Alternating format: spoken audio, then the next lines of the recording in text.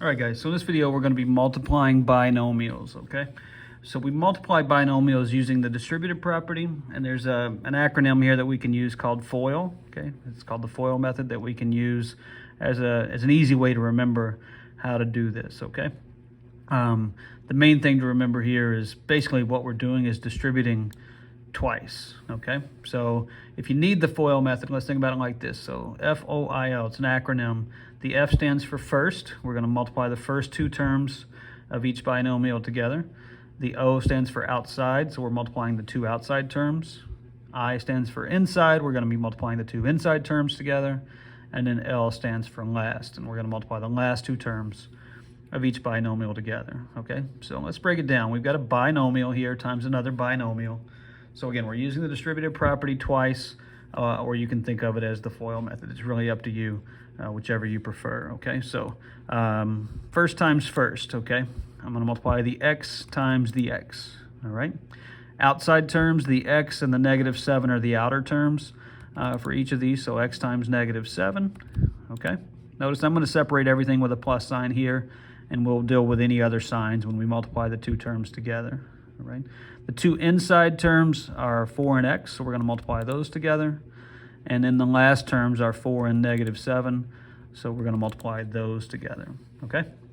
So let's multiply all these two terms together. Eventually, this whole step should become a mental step, all right? So x times x is x squared. X times -7 is -7x. 4 times x is 4x. And 4 times -7 is -28, okay?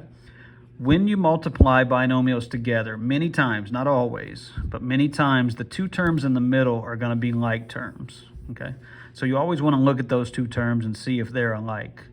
So just always check that. In this case, they are. I can combine -7x and 4x. So my final answer is going to be x squared. I'm going to combine the two like terms here and get -3x. And then I bring down the -28, okay? So that's going to be my answer for the first example, okay? Let's look at the second one here. Here we're squaring a binomial, okay? So there's a pattern for how to square a binomial, but we're practicing on the FOIL method or using the distributive property here. So let's rewrite this as x plus 3 times x plus 3, okay? So again, first times first is x times x. Outside times outside is x times 3. Inside times inside is 3 times x. And last times last is 3 times 3, okay? So let's go ahead and multiply. We've got x squared plus 3x plus another 3x plus 9, okay? And again, it happens here. The two middle terms are like terms, so we want to combine those. So my answer is going to be x squared. Combine the like terms to get 6x, and then bring down the 9. So when I square x plus 3, I get x squared plus 6x plus 9, okay? Pause the video here, give example C a try, and then come back and check your work. All right, so a little bit tougher here. We've got, multiple terms that are to an extra power, so we want to use our laws of exponents again. Don't ever forget that, okay? So first times first is 2a squared times 5a squared. Outside times outside is 2a squared times -3b squared. Again, notice I always put a plus sign in here. I'll deal with the sign when I multiply. Inside times inside is b squared times 5a squared. And last times last is b squared times a -3b squared, okay? So now then, when I multiply these first two, that's going to be 10a to the 4th. When I multiply these, I get a -6 a squared b squared, okay? Remember, these bases a and b are different, so I can't combine those exponents. It's just going to be -6 a squared b squared.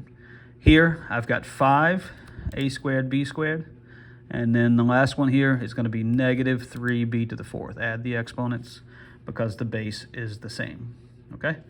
Again, not always, but usually, in all three of the examples we have here, I've got like terms in the middle, okay? So I'm going to bring down the 10a to the 4th, combine these two, and I get -a squared b squared, because -6 and a +5 combine to be -1, and then bring down the -3b to the 4th, okay? So that's how you multiply two binomials, no matter how basic they are or how complicated they may be. You're always distributing twice or using the FOIL method.